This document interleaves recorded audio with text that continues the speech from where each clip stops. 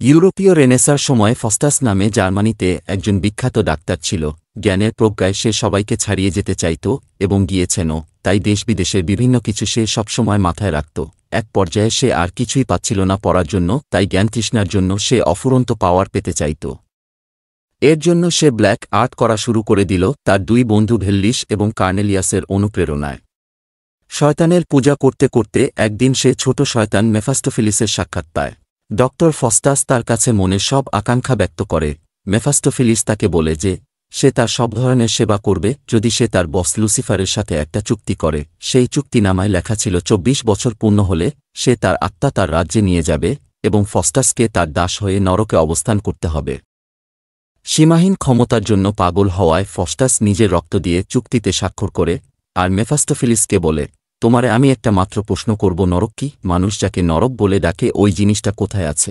এটি জানার জন্য সে প্রশ্ন করলেও মেফাস্টোফিলিস প্রশ্ন না শোনার ভান করে পৃথিবীর এমন কতগুলো জায়গা দেখায় যা সে কখনোই কল্পনা করতে পারেনি। এসব দেখতে দেখতে ওর ক্ষুধা লাগলে সে তাকে অনেক টেস্টি খাবার দাবার নিয়ে আসতে বলে এবং খাওয়া শেষে বলে, আমার বই ফুরিয়ে গেছে, আমাকে নতুন বই এনে দাও। মেফাস্টোফিলিস অনেকগুলো বই এনে দিলে ফস্টাস অবাক হয়ে বলে, দেবত্ব, বিদায়। এই মেটাফিজিক্যাল বইগুলি স্বর্গীয়। ওহ মাই গড! এরপর ফস্টাসকে সে বিশ্বজয়ী আলেকজান্ডার দ্য গ্রেট সহ পৃথিবীর সবচেয়ে বিখ্যাত ব্যক্তিদের দেখালেও হেলেনকে না দেখালে সে বলে, কোথায় সেই হেলেন যার রূপের আগুনে ধ্বংস হয়েছিল সেই ট্রয় নগরী?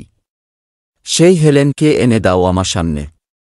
বলামাত্র সে হেলেনকে তার সামনে নিয়ে এলে ফস্টাস তার দিকে তাকিয়ে মুগ্ধ হয়ে বলে, মিষ্টি হেলেন, আমাকে একটি চুম্বন দিয়ে অমর করে তোলো। এভাবে তার বেশ সুখেই দিন কাটছিল। কিন্তু ধীরে ধীরে তার চুক্তির সময় শেষের দিকে চলে আসে। তখন সে বাস্তবতা বুঝতে পারে এবং গড়ের প্রার্থনা করার চেষ্টা করে সেখান থেকে ফিরে আসার, কিন্তু সফল হতে আর পারে না। শেষ সময়ে সে নরকের ভয়াবহ শাস্তি দেখে কেঁদে কেঁদে গুড অ্যাঞ্জেলদের বলছে, দেখো দেখো, ওই আগুনের মধ্যে খ্রিস্টের রক্তস্রোত দেখা যাচ্ছে। ওই রক্তস্রোতের শুধু একটা ফোঁটা যদি আমাকে দিত, তাহলে আমার জীবন আজ বেঁচে যেত। আমাকে শয়তানের কাছে হেরে যেতে হতো না।